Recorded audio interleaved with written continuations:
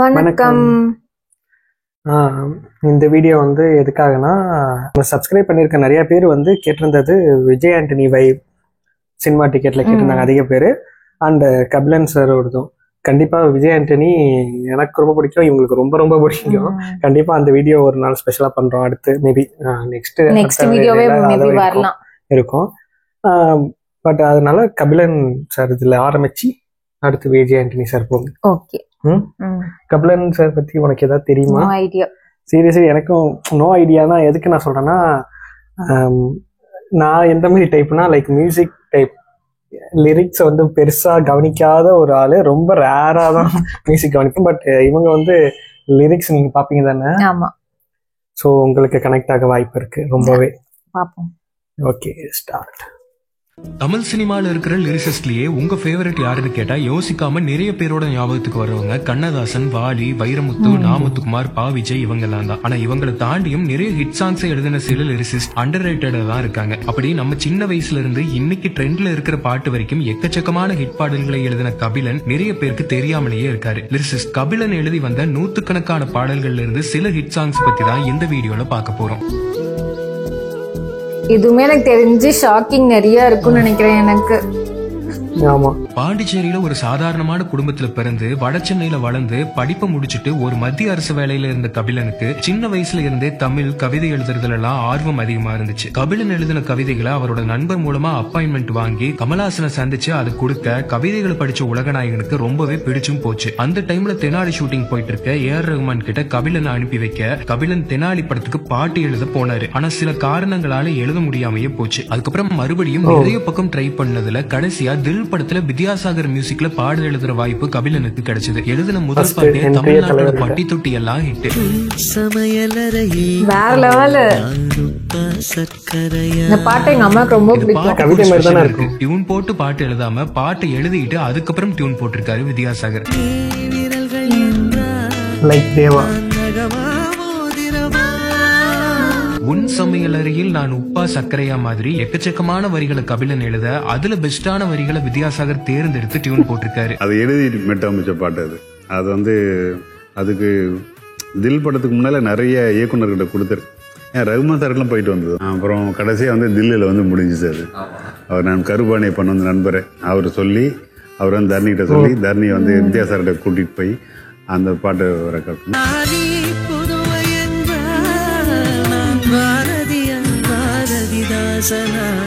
முதல் பாட்டுல காதல் வழிய வழிய எழுதின கபிலனுக்கு கிடைச்ச இரண்டாவது பாட்டு கிளுகிளு போல உச்சமா இருந்துச்சு. இந்த பாட்டு நல்லா இருக்கும். இது விஜயகாந்த் சார் மணிசர்மா இசையில வந்து இந்த பாட்டுல எந்த ஒரு டபுள் இல்லாம கிளாமரஸான வரிகள்ல கபிலன் கலக்கி இருப்பாரு.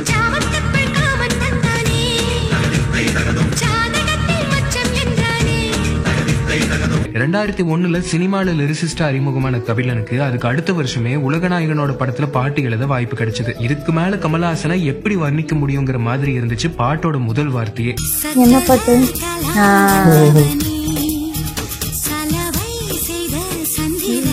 பாட்டோட சரணம் எல்லாம் கவிதையோட உச்சமா இருக்கும்.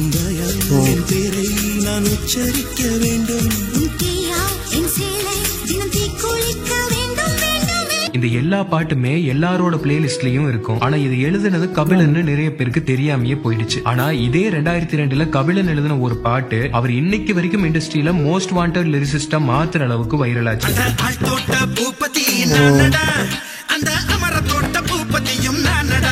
கபிலன் எழுதின வரிகள் முதல்ல மணிசர்மாவுக்கு பிடிக்காம போக அதை ரிஜெக்ட் பண்ணிட்டு வாலிய வச்சு இதே டியூனுக்கு பாட்டு எழுதி வாங்கிட்டாரு. யூத் படத்துல அசிஸ்டண்டா ஒர்க் பண்ணிட்டு இருந்த மிஸ்கின் மணிசர்மாவுக்கே தெரியாம கபிலன் வரிகளை வச்சு ரெக்கார்ட் பண்ணிட்டாரு. பாட்டும் வெளியே வந்து உலகமாக ஹிட் ஆச்சு. வச்சு பாட்டு சொல்லி கொடுத்தேன். பாட்டை ரெக்கார்ட் பண்ணிட்டோம். மணிசர்மாவுக்கு தெரியாது, ஏன்னா தமிழ், அவர் தெலுங்கு, தமிழ் என்னன்னு தெரியல. பாட்டெல்லாம் பாடி முடிச்சுட்டு வெளியே வந்தோன்னா பாட்டு ப்ரொடியூசரும் டைரக்டரும் பாட்டு கேட்க வந்தாங்க. பாட்டு கேட்க வந்தா ஷாக்கு, என்னடா அப்படி பண்ணிட்டேன். ஆனால் பாட்டு நல்லா பேப்பர் மாற்றி வச்சு எங்கள் டேரக்டர் நானும் வெளியே என்னை கூட்டு வெளியே விட்டார். ப்ரொடியூசர் கத்திக்கிட்டு இருக்க நான் வெளியே விட்டோம். அந்த உள்ளே வச்சு பாட்டு எடுத்தேன்ல அது வாலி. இது பாட்டை உள்ளே வச்சேன்ல அது கபிலன். அதான் ஆள் தொட்டு. ஐயோ ஆமா, ப்ராப்ளம் ஆச்சு. பாட்டு சமயத்தில் கபிலனுக்கு அறிமுக பாடலை கொடுத்த வித்யாசாகர் கூட எப்பெல்லாம் பாடியோட பாட்டை எடுத்துட்டு இதை வைக்கிறாங்கன்னா எவ்வளவு மேஜிக் கிரியேட் ஆகும். அந்த பாட்டெல்லாம் இன்னைக்கு வரைக்கும் நம்ம பிளேலிஸ்ட்ல இருந்துகிட்டே இருக்கும். எல்லாமே ஒரு புதுசா ஏதாவது பண்ற கபிலன் இந்த பாட்டு ஃபுல்லாவே இப்பொழுது எப்பொழுதுன்னு வரிகள் முடியற மாதிரி எழுதியிருப்பாரு.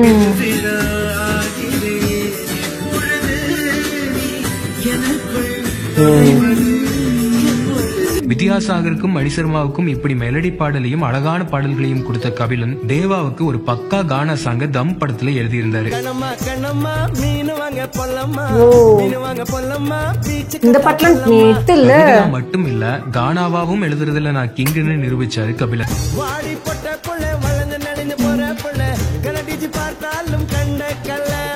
இதுவும் கவிதை மாதிரி தாங்க இருக்கு மியூசிக் இல்லாம பார்த்தா. நிறைய பாட்டு கபிலன் எழுதினது, அதுல இதுவும் ஒண்ணு. மல்லிகை மல்லிகை பந்தலே மல்லிகை பந்தலே என்னை மயக்கி பார்க்க வந்தேன் என்றாலே. 2003 மறுபடியும் வித்யாசாகர் கபிலன் காம்போ இணைஞ்சது. இந்த பாட்டுக்காக Tamil Nadu state film award for best lyricist கபிலனுக்கு கிடைச்சது. இந்த பாட்டு இது வந்து கவிதை தான். இந்த பாட்டு எனக்கு ரொம்ப பிடிக்கும். காதலுக்கு நம் 4 கண்களில் தோன்றுகின்ற ஒற்றை கனவடான்னு எழுதி தமிழ் மேல நமக்கு இருக்கிற காதலை அதிகப்படுத்தினாரு கபிலன். காதல்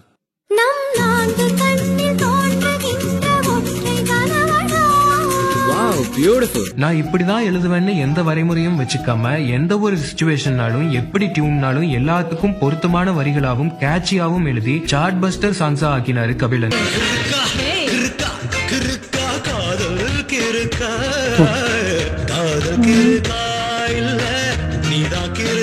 தொடர்ந்து வைரமுத்து வாலி கூட மட்டுமே ஒர்க் பண்ணிட்டு இருந்த சங்கர் ரஹ்மான் காம்போ பாய்ஸ் படத்துக்காக புதுசா யாராவது வச்சு எழுத வைக்கலான்னு யோசிக்க அவங்க ஆப்ஷன்ஸ்ல முதல் இடத்தை பிடிச்சவர் கபிலன். இதை விட பெஸ்டான வரிகளை வேற யாரு எழுதிட முடியுங்கிற அளவுக்கு சம்பவத்தை பண்ணினாரு கபிலன்.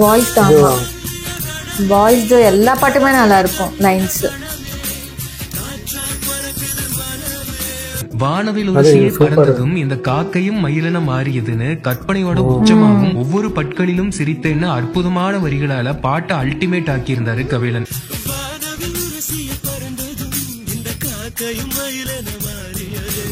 பசியை பங்கிடு, பௌர்ணமியில் சூரியன் செய், பகலை வெட்டி இருட்டில் போடு, கிளி ஜோசியக்காரனுக்கு ஆயுள் தண்டனை வழங்கி கிளிகளை விடுதலை செய். இது மாதிரி எழுதி ஒரு 100 வரி அப்படி எழுதிட்டு கொடுத்தேன். அதுக்குள்ள டியூன் வந்துச்சு. டியூன் போட்டு கொடுத்தாரு ரஹ்மான் சார். அவரு சங்கர் சார் எந்தெந்த வரின்னு இது வந்து எகிரி குதித்தேன் வான முடியுது ஃபர்ஸ்ட் வச்சுக்கலாம்.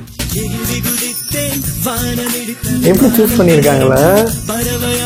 இந்த படத்துல வந்து இன்னொரு பாட்டுக்கு காம்ப்ளிகேட்டடான டியூனா இருந்தாலும் அதுக்குள்ள அழகான தமிழ் வரிகளை புகுத்தி விளையாடி இருப்பாரு கபிலன். இது கஷ்டம் இந்த பீட்டுக்கு போடுறது. தளபதிக்கு ஆள் தோட்ட பூபதியை கொடுத்து அந்த அதிர்வை அடங்குறதுக்குள்ளேயே திருமலையில வாடியம்மா ஜக்கம்மான்னு ஒரு அல்டிமேட்டான பாட்டு எழுதினாரு கபிலன்.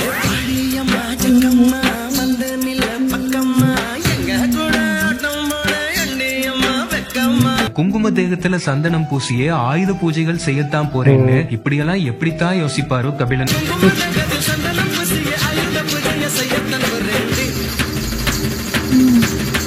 நம்ம சைல்ட்ஹுட்ல டிவிலையும் ரேடியோலையும் ரிப்பீட் மோட்ல கேட்ட நிறைய சாங்ஸ் கபிலன் எழுதியிருக்காரு.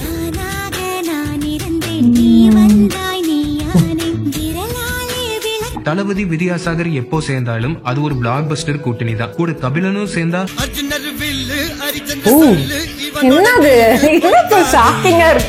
இதுக்காகவே அவருக்கு கிட்டத்தட்ட 20 வருஷம் ஆச்சு. சலிக்காம ரிப்பீட்ல இதை கேட்டு நம்ம நிறைய பேரோட நாளே தொடங்குதுன்னா அதுக்கு முக்கியமான காரணம் கபிலனோட இந்த பவர்ஃபுல்லான லிரிக்ஸ். இதெல்லாம் மோட்டிவேட் சாங் மாதிரி இருக்கும். தான் எழுத பாடல்கள்லயே ரொம்பவும் கஷ்டமானது இந்த பாட்டு எழுதுறதுக்காகத்தான் கபிலனே நிறைய இடங்கள்ல சொல்லியிருக்காரு. அப்படி ஒரு வித்தியாசமான சிச்சுவேஷன்ல படத்துல இந்த பாட்டு வரும். ஆமா, ஒரு ஹீரோ எலிவேஷன் இதை விட யாரும் சொல்லிட முடியும். பேரழகன் படத்துல சூர்யா தான் இப்படி இருக்கிறதால கண் தெரியாத ஜோதிகாவுக்கு பிடிக்காம போயிருக்கும் காம்ப்ளெக்ஸ்ல தன்னை பத்தி எப்பவுமே உயர்வாவே சொல்லிட்டு இருப்பாரு. அப்படி ஒரு சிச்சுவேஷன்ல சூர்யா தன்னை பத்தி விவரிக்கிற மாதிரி ஃபன்னான வரிகளால எப்படி எழுதியிருப்பாரு கபிலன். பாட்டு சூப்பரா இருக்கு. வித்யாசாகரோட ஹிட்ஸ் மட்டும் இல்ல, நிறைய அண்டர்ரேட்டட் சாங்ஸ் கூட எழுதினது கபிலன் தான். இந்த பாட்டு நல்லா இருக்கும். அர்ஜுனர் வில்ல ஹிட்டுக்கு அப்புறமா தளபதியோட இன்ட்ரோ சாங்ஸ் எல்லாம் எழுதுற வாய்ப்பு கபிலனுக்கு கிடைச்சது. விஜய் சாரோட இன்ட்ரோ சாங்ஸ்ல இருக்காரா? அந்த எந்த வாய்ப்பையும் தவற விடாம தளபதிக்கு பெஸ்டான சாங்ஸா கொடுத்தாரு கபிலன்.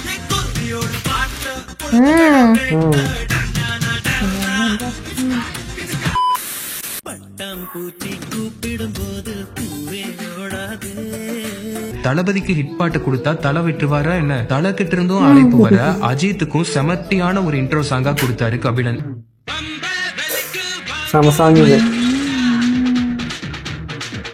இந்த டைம்ல தான் வித்யாசாகர் சந்திரமுகியில கமிட் ஆனாரு. அந்த படத்துல இன்னைக்கு வரைக்கும் நம்ம வெயிட் பண்ணிட்டு இருக்கிற மாதிரி ஒரு பாட்டை கொடுத்தாரு கபிலன்.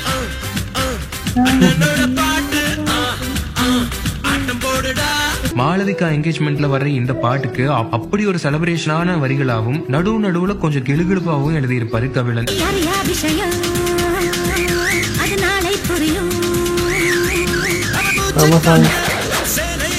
சரி, அதெல்லாம் இருக்கட்டும். கபிலன் இந்த பாட்டுல எழுதின இந்த வரி என்னன்னு யாருக்காவது தெரிஞ்சா கமெண்ட்ல சொல்லுங்க.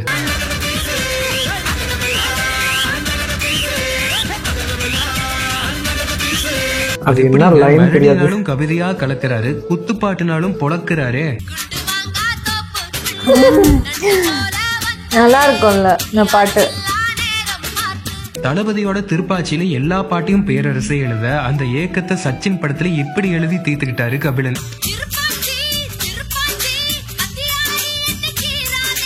காதல அப்படி ரசிச்சு எழுதின கபிலன் காதல் தோல்விக்கு கூட சில எவர்கிரீன் சாங்ஸ் எல்லாம் கொடுத்திருக்காரு. ஆக்சுவலி அந்த என்ன படத்துல திருப்பாச்சியில வந்து எல்லாத்தையும் எழுதிட்டாரு, ஒரு பாட்டு கூட சான்ஸ் தரலன்னு சொல்றாங்களே. சோ அதுக்காக அடுத்து வந்து சச்சின்ல திருப்பாச்சி கத்தியால என்ன கீராது அப்படிங்கிறாரு. என்ன ரொம்ப இது பண்றீங்க, எங்களுக்கு சான்ஸே தராம. ஆக்சுவலி அவன் கொடுக்கணும், ஹீரோவே பாடிட்டு அது மாதிரி இவங்களே எழுதிடக்கூடாது.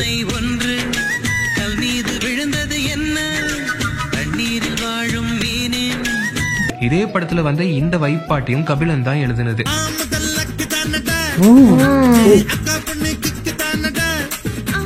மறுபடியும் சங்கர் படத்துல ஒரு பாட்டு எழுதினாரு கபிலன். அது இன்னைக்கு வரைக்கும் ட்ரெண்டிங்ல இருக்கு.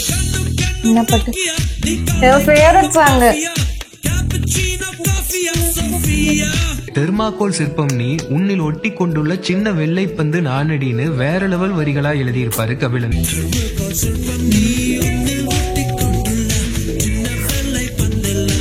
என்ன கொல்றா அப்படி வந்து தமிழ் இல்லாம ஏதோ கொஞ்சம் மாடான எழுதுங்க அப்படின்னாரு.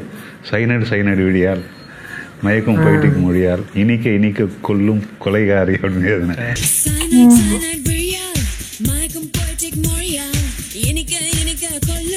கபிலன் பாடல்கள்ல வரிகள்ல தமிழ் வழிஞ்சோடும், கேட்சியாவும் இருக்கும், டியூன்லயும் பக்காவா உட்காரும்.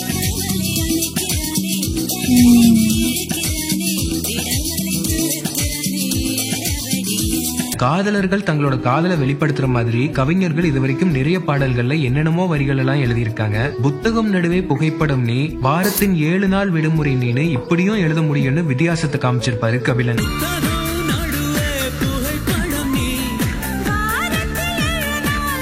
இந்த படமும் நல்லா இருக்கும். கபிலன் எழுதினாலே அந்த பாட்டு ஹிட்டுங்கிற மாதிரி தொட்டதெல்லாம் ஹிட் ஆச்சு.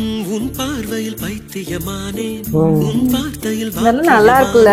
கபிலன் எழுதின நிறைய பாடல்களாலேயே அந்த படங்கள் நல்லா தியேட்டர்ல ஓடவும் செஞ்சது. படத்தோட எதிர்பார்ப்பும் கூடுச்சு.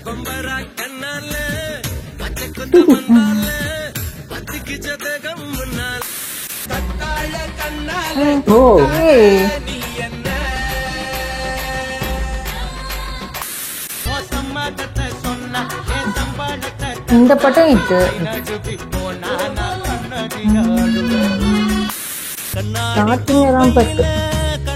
எல்லாத்துலயும் ஒரு பாட்டு கொடுத்திருக்காரு மிஸ்கின்.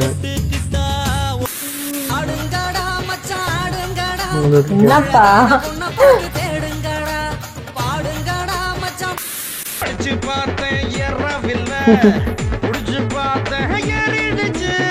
எம்ஜிஆர் பாடல்கள்ல எப்படி மக்களுக்கு கருத்து சொல்ற மாதிரி இருந்துச்சோ அதே மாதிரி தளபதி பாடல்கள்லயும் இருக்கிற மாதிரி முதலா எழுத ஆரம்பிச்சதே கபிலன் தான்.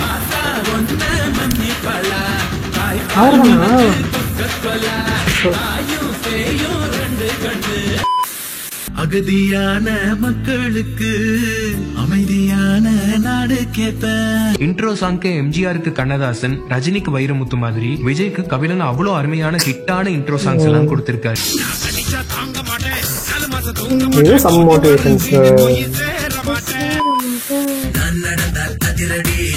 எல்லாமே நல்ல இது.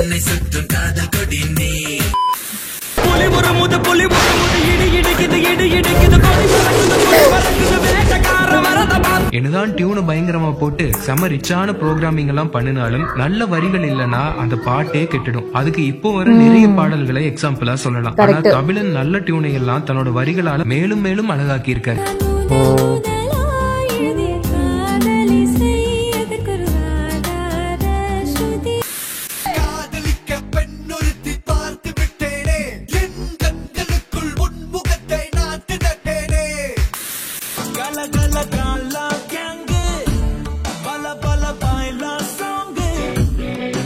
தமிழ்ல உவமை அணி உருவக அணின்னு 2 அணி நம்ம ஸ்கூல்ல படிச்சிருப்போம். அதாவது இது போல அது போலன்னு இன்னொன்னு மாதிரி இருக்குன்னு சொல்றது உவமை அணி, இது போல அதுன்னு சொல்லாம அதுதான் இதுன்னு சொல்றது உருவக அணி. வேட்டைக்காரன்ல வந்து நம்ம வைப் பண்ணின கரிகாலன் கால போல பாட்டுல பாட்டு ஃபுல்லாவே இந்த 2 அணிகளையும் பயன்படுத்தி எழுதியிருப்பாரு கபிலன்.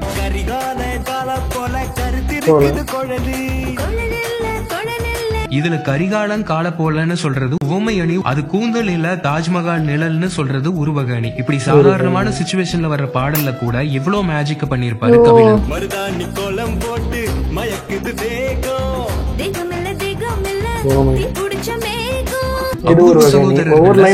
வேலை செய்யற ஹீரோ லவ் ஃபெயிலியர் ஆகும்போது வர்ற பாட்டு இது.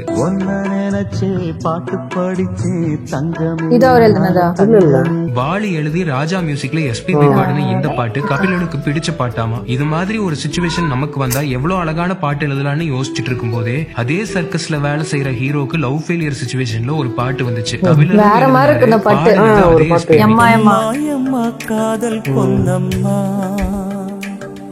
நீ என்ன விட்டு காதல் ஒரு போதை மாத்திரை, அதை போட்டுக்கிட்டா மூங்கில் ஏத்துனா பாடை தானே, அதை போட்டுக்கிட்டா கொஞ்சம் கொஞ்சமா சாகடிக்கிறது காதல் தானே. அந்த விஷயத்தை அதில் சொல்லியிருக்கேன். காதல் ஒரு போதை மாத்திரை, அதை போட்டுக்கிட்ட மூங்கில் யாத்திரை. டைரக்டர் ரஞ்சித் சந்தோஷ் நாராயணன் கபிலன் காம்போல வந்த பாடல்களும் மெகா ஹிட் ஆச்சு. ஆசை ஓர் புல் படம் மை ஃபேவரட் மூவிங்க.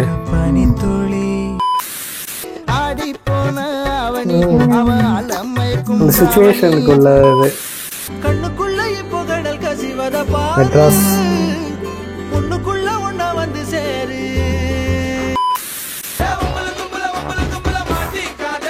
பாட்டு சாப்பிட்டா வடசென்னையோட சிறப்புகளை இதை விட சிறப்பா வேற யாருப்பா எழுத முடியும்?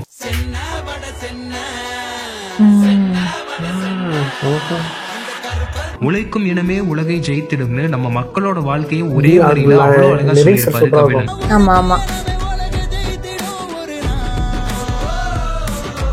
சின்ன வயசுல இருந்தே வடசென்னையில வளர்ந்ததாலேயோ என்னவோ இந்த பாட்டுல அவ்வளவு உயிர் இருக்கிற மாதிரி எழுதியிருப்பாரு கபிலன்.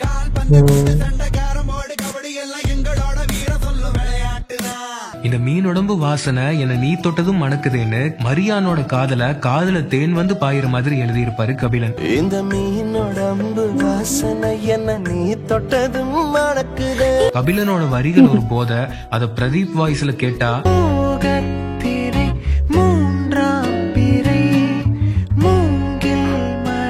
பெரிய மியூசிக் டைரக்டர்ஸ் மட்டும் இல்ல, புது இசையமைப்பாளர்களோட கபிலன் ஒர்க் பண்ணினாலும் அந்த பாட்டு ஹிட் தான்.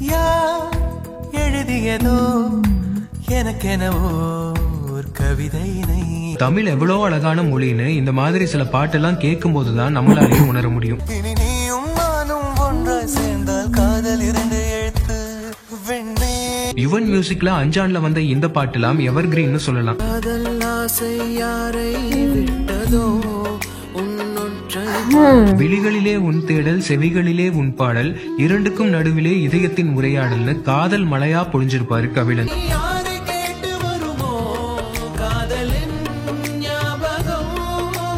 ஒரு ஃபாஸ்ட் பீட்ல வித்தியாசமான ஃபோக் டியூன் இது. அதுல கூட கபிலன் வெண்ணிலாக்குள்ள ஆயா சுட்ட வடகரி, 5:30 மணிக்கு ஜிஞ்சர் சோடான்னு வரிகளை போட்டு பாட்டு அல்டிமேட் பண்ணிருப்பாரு. அந்த வெண்ணிலாக்குள்ள ஆயா சுட்ட வடகரி நீதானே. கபிலன் பாட்டு பிரதீப் மட்டும் இல்ல, கானாபாலா பாடுனா கூட கேட்க வைவா தான் இருக்கும்.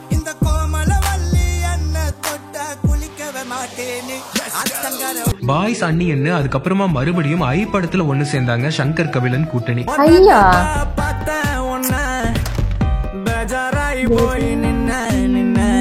மாடலா வர எமி ஜாக்சனுக்கும் லோக்கல் சென்னை பையனா வர்ற விக்ரமையும் வானவில்லு நீ பின்னி மில்லுனான்னு ரைமிங்லயே விவரிச்சிருப்பாரு கபிலன்.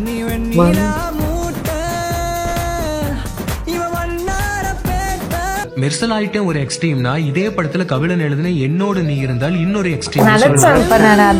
அதுதான் வேற லெவல்ல இருக்குல்ல வர லைன்ஸ்லாம். விக்ரம் இந்த உருவத்துல வரும்போது அவரோட சூழ்நிலையையும் காதலையும் இவ்வளவு அழகான வரிகளால சொல்லியிருப்பாரு கபிலன்.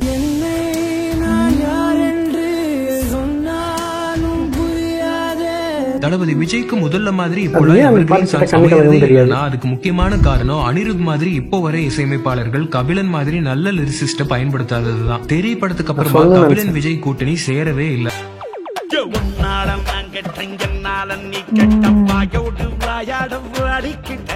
ரஞ்சித் சூப்பர் ஸ்டாரோட சேர்ந்த 2 படங்கள்லயும் கபிலன் புரட்சிகரமான பாடல்களை எழுதினாரு.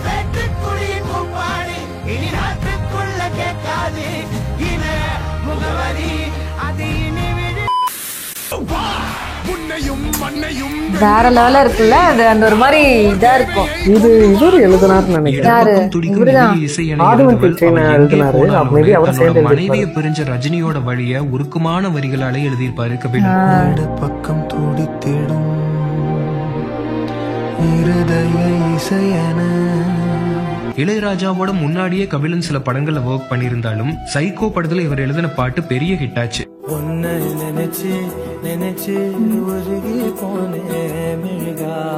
கண் பார்வை இல்லாத ஹீரோவோட காதல வாசம் ஓசை இவைதான் எந்தன் உறவே, உலகின் நீண்ட இரவென்றால் எந்தன் இரவேன்னு உருகி உருகி எழுதியிருப்பாரு கபிலன். பிளைண்டுக்கு வந்து 2 விஷயம் தான் பிரதானமான விஷயமா இருக்கும். ஒன்று வந்து வாசம், ஒன்று வந்து ஓசை. ஓசை வந்து இது மணி ஓசை, இது கிட்டார் ஓசை, இது வயலன் ஓசைன்னு கண்டுபிடிச்சிருவானுங்க பார்வையற்றவர்கள். அதே மாதிரி வாசம், இது மல்லிப்பூ வாசம், இது சந்தன வாசம் அப்படின்னு கண்டுபிடிச்சிருவாங்க. 2 தான் அவங்களுக்கு பிரதானமான ஒரு புரிதல். அதான் வாசம் ஓசை இவைதானே எந்த உறவே.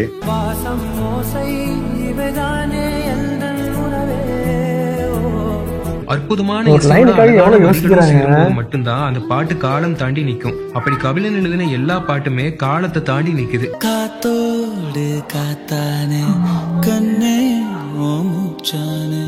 இண்டஸ்ட்ரிக்கு வந்து இவ்வளோ வருஷத்துல முதல் முறையா பொன்னியின் செல்வன் படத்துல மணிரத்னத்தோட ஒர்க் பண்ற வாய்ப்பு கபிலனுக்கு கிடைச்சது. புதுமைக்கு பேர் போன கபிலன் வார்த்தைகளால விவரிக்க முடியாத அழகான வரிகளால பொன்னியின் செல்வனுக்கு மணிமகுடமா இந்த பாட்டு கொடுத்திருந்தாரு.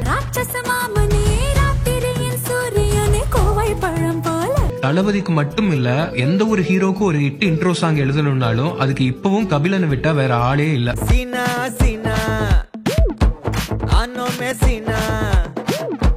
நம்ம இசை புயல என்னதான் வெஸ்டர்னைஸ்டு ஹிட் சாங்ஸ் எல்லாம் கொடுத்தாலும் நம்ம மண்ணோட இசையையும் அப்பப்போ நிறைய பாடல்கள் மூலமா தந்திருப்பாரு. அந்த பாட்டு கச்சிதமா அமைய கபிலன் மாதிரி ஒரு நல்ல லிரிசிஸ்ட் சேர்ந்தாதான் முடியும். அப்படி ஒரு வித்தியாசமான இசையில லால் சலாம்ல கபிலன் எழுதின இந்த பாட்டு இன்னைக்கு நிறைய பேரோட ஃபேவரட்டா இருக்கு.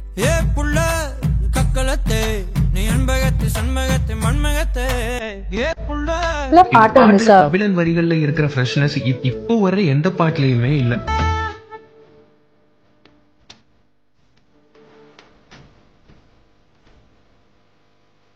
காதல், காதல் தோல்வி, நட்பு, கொண்டாட்டம், அரசியல்னு இத்தனை பாடல்களை கொடுத்த கபிலன் அவரோட பொண்ணு சமீபத்துல இறந்து போனதுல இருந்து மீள முடியாத வேதனையில இருக்காரு. அவர் அதுல இருந்து மீண்டு வரணும். பெரிய இழப்பு அதுதான், மகள் தான் இன்னும் மீளவில்லை. அவங்க மகள் வந்துட்டு குளிச்சுட்டு போறது, அந்த மகள் தலை வர்றது, அந்த மகள் வந்து சிரிக்கிறது, மகள் காபி சாப்பிட்றது, எல்லாமே சுற்றி சுற்றி அப்படியே நம்மளை கொல்லுது.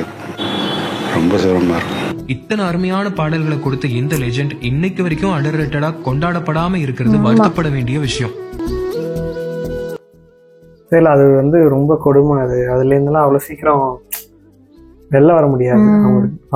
ஆக்சுவலி என்னன்னா ஆனா நான் இந்த சினிமாட்டிக் சேனல் வச்சு நான் என்ன தெரிஞ்சுக்கிட்டேன்னா, நான் வைப் பண்ண சாங் மியூசிக் டைரக்டர் நிறைய ரிசர்ச் எல்லாமே வந்து யாருன்னே தெரியாம பண்ணிருக்கேன் நானு. ஆக்சுவலி இது அவங்க சொன்னாங்கன்னா, அந்த காலா படத்துல வந்து அது என்ன லாஸ்ட் ஆமா. கிளைமேக்ஸ் சாங் வா பொன்னையும் அந்த சாங் வந்து அவர் கபிலன் சார் தான் எழுதினாரான்னு தெரியல. நான் எங்கேயோ பார்த்தது ஆதவன் தீச்சன் எழுதுனதுன்னு எனக்கு, ஏன்னா எனக்கு நான் பார்த்தோமே நமக்கு மேபி அதுக்கு வந்து டைலாக் அவர் எழுதினாரு. மேபி ஒரு சேர்ந்து எழுதுனாங்களா என்னன்னு தெரியல. அது மட்டும் யாராவது தெரிஞ்சுன்னா கமெண்ட் பண்ணுங்க. அண்ட் இன்னொன்னு அவங்க சொன்னது என்னன்னா, இப்ப வரவங்க எல்லாம் இந்த வேர்டிங்ஸ்க்கு வந்து அவ்வளவு இம்பார்ட்டன்ட் தர மாட்டேங்கிறாங்கன்றது வந்து உண்மையாலுமே கரெக்ட். இப்ப வர பாட்டுல என்ன லைன்ஸ் இருக்குன்னு கேட்க முடியல. மியூசிக் போடுறது ஓகே ஃபைன், என்ன பண்ணிடுறாங்கன்னா அவங்களே லிரிக்ஸ் எழுதிடுறாங்க. இல்ல சம் அதர் ஓகே எழுதுறது பெட்டர், யாருனாலும் எழுதுங்க. அது வந்து எப்படி சொல்றது, ஒரு கவர் பண்ற மாதிரி பிடிக்கிற மாதிரி இருந்தா பரவாயில்ல. எனக்கு நிறைய இப்ப வர ரீசன் பாட்டுலாம் வந்து பீட்ஸ் தான் அதிகமா இருக்க மாதிரி இருக்குமோட லைன்ஸே இல்லன்ற மாதிரி இருக்கும், புரியாத மாதிரி அந்த இதோட மெர்ஜ் ஆகி வந்துடுது. அது இன்னொன்னு என்னன்னா, அவங்களுக்கு இப்ப அதர் ஆக்டர்ஸ்க்கு அவங்களே மியூசிக் டைரக்டரே எழுதிடுறாங்க சம்டைம்ஸ். அது வந்து முன்னாடி இருந்திருக்கு, இல்லைன்னு சொல்ல. ஒரு பாட்டு எழுதுவாங்க, 5 பாட்டு இருக்கும், 5 பாட்டு இப்ப இருக்கிறதே 3 பாட்டு தான் இப்ப வர படத்துல எல்லாமே வருதுன்றப்ப 3மே அவங்களே எழுதிடுறாங்க. அப்படிங்கிறப்ப இந்த மாதிரி லிரிக்ஸிஸ்டுக்கு நிறைய ஆப்ஷனே இல்லாம போயிடுது. இந்த மாதிரி கவிதை எழுதுறவங்க யாருக்குமே சாய்ஸ் எல்லாம் போயிடுது. அது எழுதுறவங்க நீங்க நல்லா எழுதுனா கூட ஓகேலாம், நீங்க எழுதுறதும் உங்க பீட்டுக்கு ஏற்ற மாதிரியே நீங்க எழுதுறீங்களா என்னன்னு தெரியல. அது வெறும் பீட் சவுண்ட் மட்டும்தான் கேக்குது, வேர்டிங்ஸ் என்னன்னு தெரியாது. இந்த பாட்டெல்லாம் நீங்க கேட்டீங்கன்னா உண்மையில அவ்வளோ வேர்டிங்ஸ், அவ்வளோ எப்படி சொல்றது, ஃபீல் பண்ற மாதிரி நல்ல ஒரு இது இருக்கும் உங்களுக்கு. அந்த சாங்ஸ் கேட்கும் போதே நீங்க உங்களுக்கு பிடிச்சவங்க அவங்க பக்கத்துல இருக்க மாதிரி இருக்கும், அது மாதிரி இருக்கும். அந்த மனசுல சாங்குமே செம்மையா இருக்கு கேட்க. என்ன வேர்ட்ஸ் வருதுன்னு நான் நார்மலாவே கவனிக்க மாட்டேன்னா, அதனால தெரியல. நான் அதை இன்வால்மெண்டா நான் போய் பார்க்கல. பட் இருக்கு, அதுலயும் லிரிக்ஸ் எழுதியிருக்காங்க. பட் அது வந்து ஹைலைட் ஆகுற மாதிரியே இல்லாம ஃபுல்லா பிஜிஎம் வந்து அடிச்சு அதை டவுன் பண்ணி உள்ள வச்சிருக்க மாதிரி இருக்கு. ஆமா, அது வேணும், உண்மைதான். அது அவங்கள ஃபேம் டவுன் பண்ற மாதிரி தான் போயிடுது. அவங்களுக்கு எப்படி சொல்ல ஒரு கரெக்டான ரெகக்னிஷன். ஆமா, அந்த டைம்ல பாத்தீங்கன்னா மியூசிக் டைரக்டர்ஸ் வந்து என்னன்னா, அந்த வேர்டிங்ஸ்குள்ள அந்த மியூசிக் இருக்கும், ஓகேவா? அந்த வேர்டிங்ஸ்குள்ள அந்த மியூசிக் வந்து மெலோடியா அப்படியே போயிட்டே இருக்க மாதிரி இருக்கும். இப்ப என்னன்னா பீட், அந்த மியூசிக் அதிகமா இருக்கு, வேர்டிங்ஸ் அதுக்குள்ள இருக்கு, தேடுறதா இருக்கு அதுக்குள்ள. இந்த பீட்டுக்குள்ள மாதிரியே ஒரு வேர்டு சொல்லுங்க அப்படின்னு. அதாவது ஒரு லைன்ல 5 வேர்டு இருக்கு, 5 வேர்டுக்கு சம்பந்தம் இல்லாத மாதிரி எல்லாம் சம்டைம்ஸ் பண்ணி விட்டுறாங்க. சரி, இந்த லைன்ல என்ன சொல்ல வராங்க அப்படிங்கறதே புரியாத மாதிரி. ஆக்சுவலா விஜய் ஆண்டனி சாரோட சாங்ஸ்மே கேட்டீங்கன்னா வேர்டிங்ஸ் இருக்காது, பீட் தான் இருக்கும். ஆனா என்னன்னா அந்த பீட் வந்து உங்களுக்கு வந்து டாமினேட்டே பண்ணாது, ஒரு மாதிரி இரிட்டேட் ஆகிற மாதிரி இருக்காது அந்த மியூசிக்ஸ்லாம் நம்மளுக்கு. ஏதோ அவரு அது என்ன வார்த்தைன்னு அவர்கிட்ட கேட்டீங்கன்னா தெரியாது அவருக்கு, ஓப்பனா சொல்லிடுவாரு அவருதான். ஆனா அந்த வார்த்தையுமே நம்ம ரிப்பீட் பண்ற மாதிரி இருக்கு. இப்ப வரதுல என்ன பேசுறாங்கன்னு எனக்கு ஒண்ணும் புரியல. இப்ப எல்லாம் திடீர்னு கேட்டீங்கன்னா இந்த ஏதாவது படத்துல இருந்து லிரிக்ஸ் கேட்டா எனக்கு ஒண்ணும் தெரியாது. அது தாத்தா வர ஃபர்ஸ்ட் கேட்டப்ப எனக்கு ஒரு மாதிரி ஆயிட்டு, இந்தியன் ஒன்ல எப்படி இருக்குன்னா மியூசிக் என்ன ஒண்ணுமே புரியலன்னு. ஆனா ஒரு 1 வீக் கழிச்சு நான் கேட்டிருக்கேன் அந்த பாட்டை, நான் ரிப்பீட்டடா கேட்கறேன். ஏன்னா எனக்கு மியூசிக்கா பிடிக்கும்ன்றதால என்ன வேர்ட்ஸ் வருதுன்னு எனக்கு புரியல. நான் வந்து அது மாதிரி காம்ப்ரமைஸ் ஆனதுல எனக்கு வந்து மெலோடியா இருக்கணும், ஓகே. கானா சாங், குத்து சாங் எதா இருந்தாலும் சரி, லைன்ஸ் புரியணும், அதை நம்ம தெரிஞ்சுக்கிட்டு திரும்பி பாடி நம்ம வைப் பண்ற மாதிரி இருக்கணும். நான் இப்ப வர சாங்ஸ்லாம் நான் ஓப்பனா சொன்னா நான் அவ்வளவா கேட்டது கிடையாது. ஆனா இதுல உங்க ரெக்வஸ்டா கேட்கும் போதுதான் தெரியுது நிறைய பேருக்கு விஜய் ஆண்டனி சார் பிடிச்சிருக்கு, தேவா சார் பிடிச்சிருக்கு. நான் கூட சரி நமக்கு தான் வித்யாசாகர் பிடிக்குது, மற்றவங்களுக்கு எல்லாம் பிடிக்க மாட்டேங்குது, எல்லாரும் கேக்குறாங்க. ஆக்சுவலா தெரியல இவங்கதான் பண்ணிருக்காங்கன்னு தெரியல, அதுதான் உண்மை. ஏ ரகுமான், அனிருத் அப்புறம் யாரு, இசைஞானி, இளையராஜா, அது மாதிரி ஒரு சர்டன் பீப்புள்ஸோட நேம் தான் இருக்குன்றதால இவங்க ஆனா அந்த பாட்டுக்கு வைப் பண்ணிட்டு இருப்பாங்க. ஆனா அவங்கதான் அந்த பாட்டு பண்ணாங்கன்னு தெரியாது, அது மாதிரிதான். இதுமே நிறைய தெரியாத மாதிரிதான் இருந்துச்சு. பட் பரவாயில்ல, இந்த மாதிரி எடுத்த ஒரு லைக் கண்டென்ட்டா அந்த வீடியோ. ஆமா, ஃபர்ஸ்ட் இவருக்கு வந்து சினிமா டிக்கெட் அவங்களுக்கே வந்து பெரிய தேங்க்ஸ் சொல்லணும். ஒவ்வொன்றும் மைன்யூட்டா நோட் பண்ணி, இந்த வீடியோன்னு இல்ல நிறைய வீடியோஸ் அவர் பாத்தீங்கன்னா அவ்வளவு எஃபர்ட் போட்டிருப்பாங்க. அதுல நிறைய வீடியோஸ் இருக்கு, பாக்கணும்.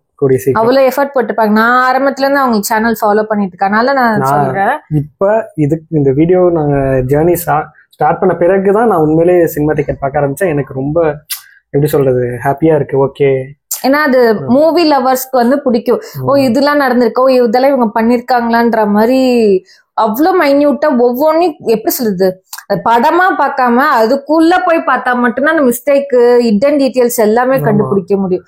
ஆக்சுவலி அதுவே நாங்க வந்து போட்டு அதை ப்ராப்பரா முடிக்கணும் தான் நினைச்சோம், அந்த சொதப்பல் மூமெண்ட்ஸ் அந்த டவுன் பஸ். பட் அது ஆரம்பிச்சுன்னு எல்லாரும் இதை கேட்க ஆரம்பிச்சுன்னு எனக்கு சரி அவங்க கேட்கறத ஃபர்ஸ்ட் கொடுத்துருவோம். எனிவே அடுத்த ஒரு 1 வீக் கழிச்சு நம்ம ஃப்ரீயா இருக்கப்ப அந்த இது பண்ணுவோம். ஆக்சுவலா நாங்க இப்ப கண்டினியூ பண்ணலாம்னு இருக்கோம் சினிமா டிக்கெட் சொதப்பல்ஸ். அது உங்களுக்கு கண்டிப்பா அது பிடிக்கும். அது நீங்க பாத்தீங்கன்னா இதுமே கேக்குறாங்க, டவுன் பஸ்ஸும் ஒரு பார்ட் போட்டோம் செகண்ட் பார்ட் போடாம இருக்கும்னு நிறைய பேர் அதுவும் கேக்குறாங்க. கண்டிப்பா அதுக்கு ஏதாவது ஒரு வழி பண்ணலாம். ஏன்னா நிறைய பேர் நிறைய வீடியோ சஜஸ்ட் பண்றீங்க, எந்த வீடியோ பாக்குறதுன்னு உண்மையாலுமே எங்களுக்கு தெரியல, ரொம்ப கன்ஃபியூஸ் ஆகுது. ஆக்சுவலி இந்த வீடியோலயே நாங்க என்ன பண்ணிடுறோம்னா ஒரு ஃபர்ஸ்ட் கமெண்ட் போட்டு பின் பண்ணிடுறோம், லைக் வந்து ஹைலைட் பண்ணி பின் பண்ணிடுறோம். சப்ஸ்கிரைபர் ரெக்வஸ்ட் போட்டு அதுல வந்து நீங்க ஐ மீன் எது வேணும் அப்படிங்கறத வந்து அந்த ஹைலைட் கீழே வந்து கமெண்ட் பண்ணுங்க. அதுல எது லைக்ஸ் அதிகமா வருதோ, எந்த வீடியோ பார்க்கணும்னு சொல்லி லைக்ஸ் அதிகமா வருதோ, கேக்குற வீடியோ இன்னொருத்தங்க கமெண்ட் பண்ணிருக்காங்கன்னா அதுல போயிட்டு ஒரு லைக் போட்டுருங்க. எது லைக் அதிகமா இருக்கோ அது அந்த இதுல பத்தி நம்ம வீடியோஸ் பண்ண ஆரம்பிக்கலாம். ஏன்னா நிறைய பேர் நிறைய கேக்குறீங்க, எது போடுறதுன்னே சீரியஸா தெரியல. அது நீங்களே போய் பாத்தீங்கன்னா உங்களுக்கு நீங்களே போய் கமெண்ட்ல பாருங்க, நிறைய பேர் நிறைய சஜஸ்ட் பண்றாங்க. அதனால எங்களுக்கு தெரியல, கன்ஃபியூஸா இருக்கு எல்லாமே. நான் ஜென்ரலா சொல்ல டக்குன்னு எனக்கு நாம இருக்க ரிஷிபீடியாவும் கண்டினியூ பண்ணி பாருங்கன்னு சொன்னேன். கேர்ட்டூன்ஸ் ரொம்பவே நாங்க எதிர்பார்க்கவே இல்லை. அது ஏன்னா கார்ட்டூனா பிடிக்குமான்னு தெரியல. சொன்னாங்க பிராங்க் ஸ்டாரும் கேக்குறாங்க ரொம்ப. ஐ மீன் ஸ்டார்டிங்ல இருந்து ஃபாலோ பண்றவங்க கேக்குறீங்க. எனக்கு என்னன்னா அதுக்குள்ளாட்டி இதை நிறைய பேர் கேக்குறப்ப நம்ம என்னன்னா ஓகே இதை பண்ணிட்டு பண்ணுவோம் அப்படிங்கிற ஒரு ஃபீல்னால வந்து தான் போறோம். மற்றபடி அடுத்தடுத்து பண்ணுவோம். Prank star correct. தென் இதுவுமே விஜய் ஆண்டனி சார் இது நிறைய பேர் கேட்குறீங்க. கண்டிப்பா 1 by 1 பண்றோம். பட் இதுல பின் பண்றதுல எது அதிகமா வருதோ அதை ஃபர்ஸ்ட் ப்ரியாரிட்டியா எடுத்து பண்றோம். வேற ஒரு சூப்பரான ஒரு வீடியோல சேர்ந்து பார்ப்போமா? பார்ப்போம்.